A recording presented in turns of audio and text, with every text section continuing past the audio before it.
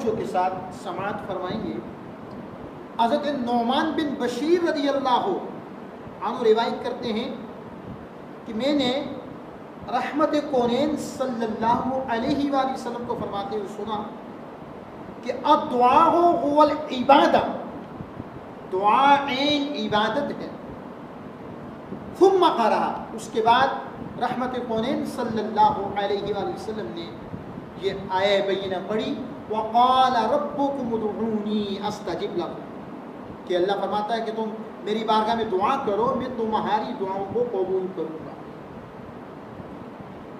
سامعین محترم، رحمت کونین صلی اللہ علیہ وآلہ وسلم نے ارشاد فرمایا دعا سے بڑھ کر اللہ رب العزت کی بارگاہ میں کوئی بھی چیز زیادہ محترم اور مکرم نہیں، زیادہ تقریب والی نہیں۔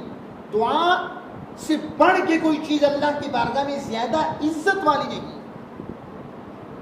دعا اللہ کی بارگاہ میں عزت والی ہے، دعا اللہ کی بارگاہ میں محترم و مکرم ہے۔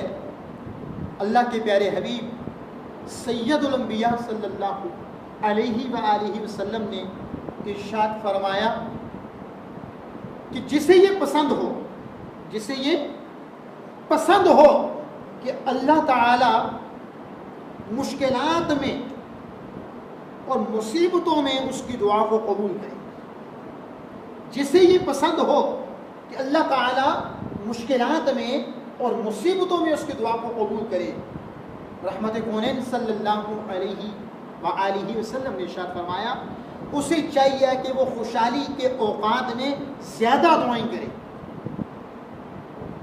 جو یہ چاہتا ہے کہ مصیبتوں کے وقت اس کی دعائیں قبول ہو، جو یہ چاہتا ہے کہ مشکلات کے وقت اس کی دعائیں قبول ہو، جو یہ چاہتا ہے کہ آزمائش کے وقت اس کی دعائیں قبول ہو، جو یہ چاہتا ہے کہ امتحانات کے وقت اس کی دعائیں قبول ہو، وہ جب خوشحالی کا وقت گزار رہا ہے، جب خوشی کا وقت گزار رہا ہے، جب خوشی کے لمحات ہیں، جب وہ اپنی زندگی فرحت و مسرت کے ساتھ خوبصورتی کے ساتھ گزار رہا ہے، اس سے چاہیے کہ وہ بہت زیادہ دعائیں کرے، تب جا کے اس کی دعائیں اس زمانہ میں اس وقت قبول ہوگی جب وہ مشکلات میں پھنس جائے گا، جب وہ مصیبتوں میں پھنس جائے گا۔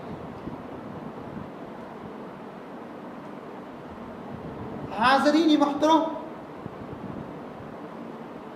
رحمت کونین صلی اللہ علیہ وآلہ وسلم نے ارشاد فرمایا الدعاء مخ العبادہ، دعا عبادت کا مغز ہے، دعا عبادت کا مغز ہے۔ یہ بھی اللہ کے پیارے حبیب صلی اللہ علیہ وآلہ وسلم کا فرمان، اور نبی کریم صلی اللہ علیہ وآلہ وسلم نے یہ بھی ارشاد فرمایا کہ تقدیر کو کوئی بھی چیز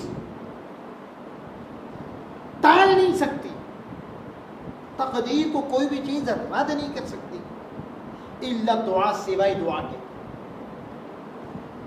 لا يرد القضاء، قضا کو، تقدیر کو کوئی بھی چیز ٹال نہیں سکتی ہے، الا دعا، مگر دعا ایک ایسی چیز ہے جو تقدیر کو بدل دیتی ہے، دعا قضا کو ٹال دیتی ہے۔ اور اس حوالے سے اولیاء اللہ سے منقول کثیر واقعات موجود ہیں کہ کن کن مواقع پر کس کس زمانہ میں دعاؤں سے تقدیریں بدل گئی، اور فرمایا کوئی بھی چیز زندگی کو بڑھاتی نہیں، لیکن ایک عمل ایسا ہے جو زندگی کو بڑھاتا ہے۔ نبی کریم صلی اللہ علیہ وسلم نے فرمایا ایک عمل ایسا ہے جو انسانی عمر کو بڑھاتا ہے، وہ نیکی۔ نیکی سے بڑھ کر کوئی چیز انسانی زندگی کو بڑھا نہیں سکتی، اور دعا سے بڑھ کے کوئی چیز تقدیر کو ٹال نہیں سکتی۔ نبی کریم صلی اللہ علیہ وآلہ وسلم نے دعا کی فضیلت اور اہمیت کو بیان کرتے ہوئے ارشاد فرمایا کہ دعا تب بھی نفع مند ہے، مفید ہے، فائدہ دینے والی ہے جب مصیبتیں اور بلائیں اتر رہی ہیں، اور اس وقت بھی دعا فائدہ دینے والی ہے، مفید ہے، نفع بخش ہے جب مصیبتیں اور بلائیں نہ اتر رہی ہیں۔ اس لیے تم دعا کو لازم پکڑو، دعا لازمی کیا کرو۔ سامعین محترم، رحمت کونین صلی اللہ علیہ وآلہ وسلم نے ارشاد فرمایا کہ اللہ تعالیٰ فرماتا ہے، اے میرے بندے، جب تک تو مجھ سے دعا کرتا رہے گا، میری بارگاہ میں دعا کرتا رہے گا، میں تیرے گناہوں کو بخشتا رہوں گا۔ مجھے کوئی پرواہ نہیں کہ تیرے گناہ آسمان کے بادلوں کو چھونے لگے، فضاؤں تک پہنچ جائے، اور فضاؤں سے بھی بلندیوں پر آسمان کے بادلوں تک پہنچ جائے۔ اگر تو مجھ سے دعا کرتا رہے تو میں تیرے گناہوں کو بخشتا رہوں گا، تیری دعائیں قبول ہوتی رہیں۔ اور یہ بھی فرمایا کہ اگر تیرے گناہ، اللہ فرماتا ہے میرے بندے، اگر تیرے گناہ زمین کے برابر ہوں،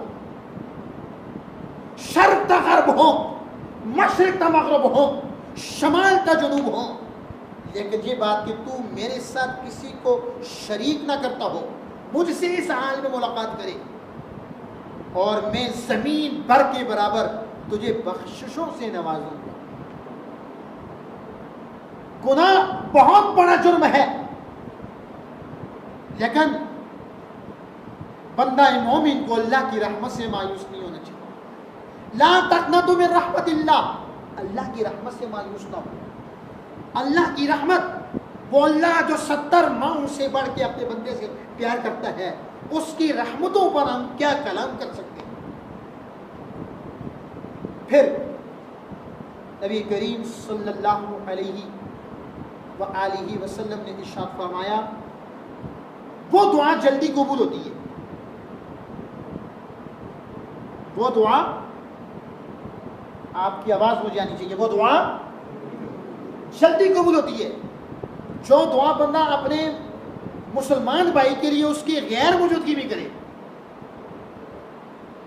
وہ دعا جلدی قبول ہوتی ہے جو دعا بندہ اپنے مسلمان بھائی کے لیے اس کی غیر موجودگی میں کرے۔ سامنے تو سب کرتے ہیں، مولانا صاحبان بھی سامنے نام لے لیتے ہیں، یہ چودھری صاحب ہیں، یہ راجہ صاحب ہیں، یہ فلان صاحب ہیں، یہ ملک صاحب ہیں، یہ فلان صاحب ہیں، اور لوگ بھی بڑے شوق سے بھئی ہمارا نام دعا میں لیا جائے۔ ریاکاری ایک برا عمل ہے، اس کے ذریعے اعمال ضائع ہو جاتے ہیں۔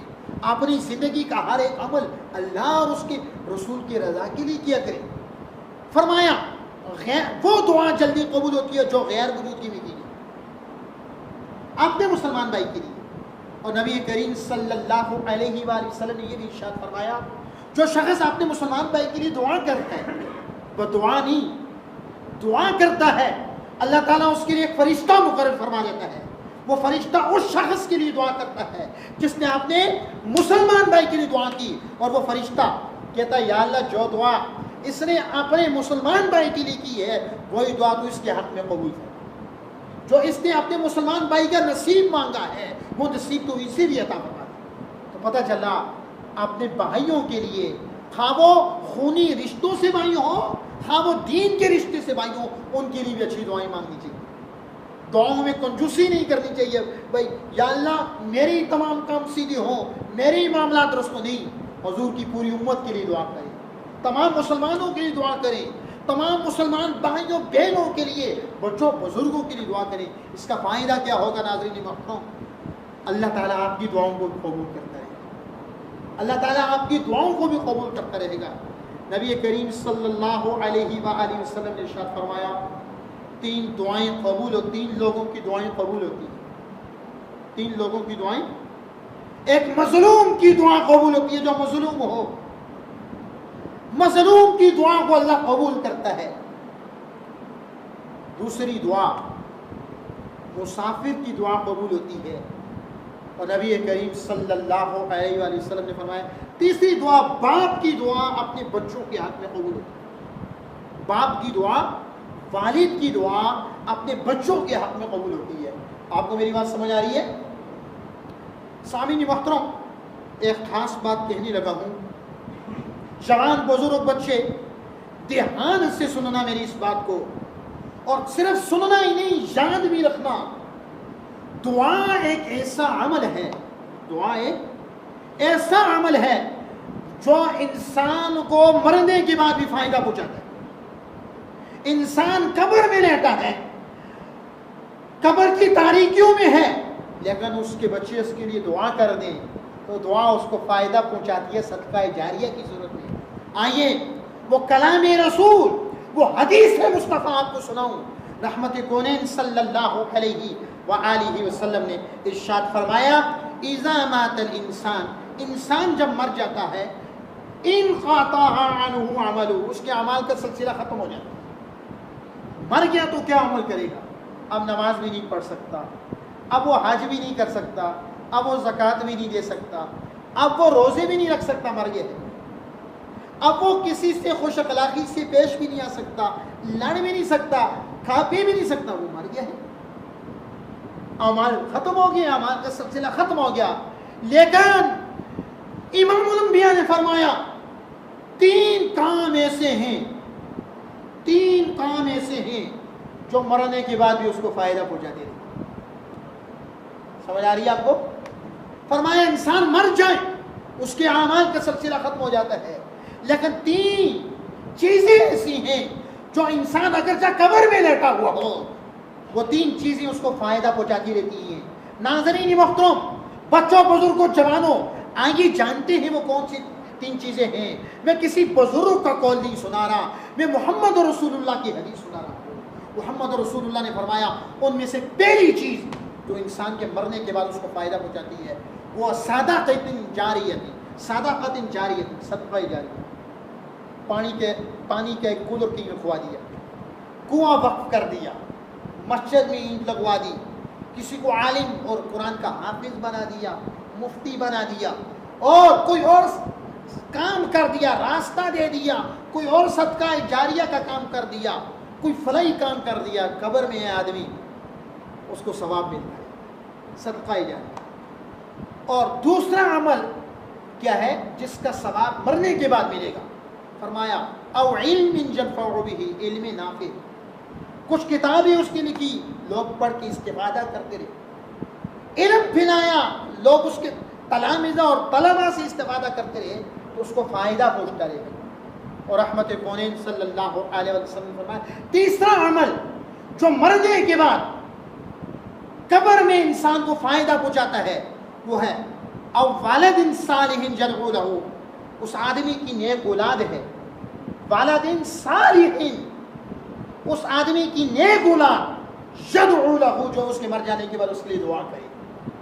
تو پتہ چلا دعا ایک ایسا عمل ہے جو فقط زندگی ہی میں نہیں، انسان قبر میں بھی چلا جائے، اس کے قبر میں جانے کے بعد اس کے بہن بھائی، اس کی بیوی بچے، اس کے رشتہ دار، اس کے تعلق دار ہاتھ اٹھا لیں، کچھ پڑھ کے اس کو بخش دیں، دعا کر لیں، تو یہ دعا اس کو قبر میں بھی کام آئے گی، یہ دعا اس کو قبر میں بھی کام آئے گی۔